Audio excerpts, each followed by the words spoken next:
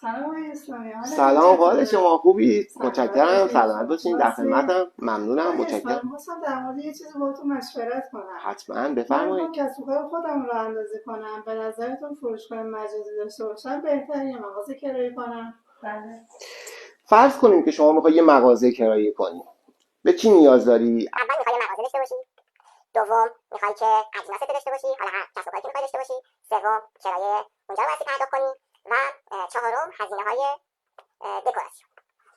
بعد مغازه که کمترین حالت فکر کن که شما 200 میلیون تومان بایستی پرداخت بکنی. فرض بگیریم که شما 100 میلیون تومان هم احتیاج داری که اجناس داشته باشی، ماهیانه هم حداقل 15 میلیون تومان در نظر بگیر.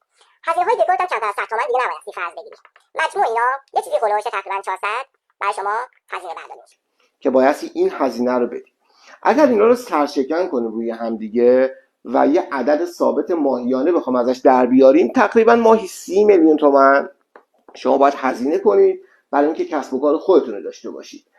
مسلماً اگر شما فضای آنلاین رو در نظر بگیرید، توی فضای آنلاین میتونید با کمترین هزینه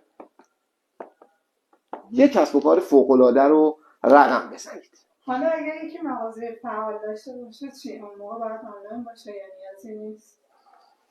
توی دنیای امروز که دنیای آنلاین هست، مسلماً هر کسی که توی هر فضایی داره کار میکنه مجبور اصلا که توی فضای آنلاین شروع کنه به کار کردن، به دلیل اینکه حجم معاملاتی که توی آنلاین داره اتفاق میفته یواش یواش داره به مراتب بیشتر از محیط فیزیکی میشه و مسلما کسی که توی آنلاین نمیاد خسارت میبینه. پس حتی اگر شما مغازه خودتو هم داشته باشی، فروشگاه خودتو داشته باشی، باز هم بایستی آنلاین بشی و این اجتناب ناپذیره.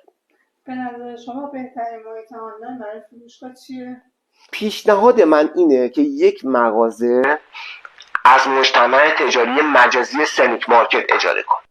هم یک سیستم بازاریابی مرکزی در اختیارت هست که خود شرکت برای شما مشتری ارجاع میده و هم خودت میتونی برای خودت فعالیت مستقل داشته باشی و اینجوری میتونی 2 بار مشتری ها رو به سمت خودت جذب کنی. فکر میکنم بهترین حالت اینه که از مجتمع تجاری مجازی سنیک مارکت استفاده کنی.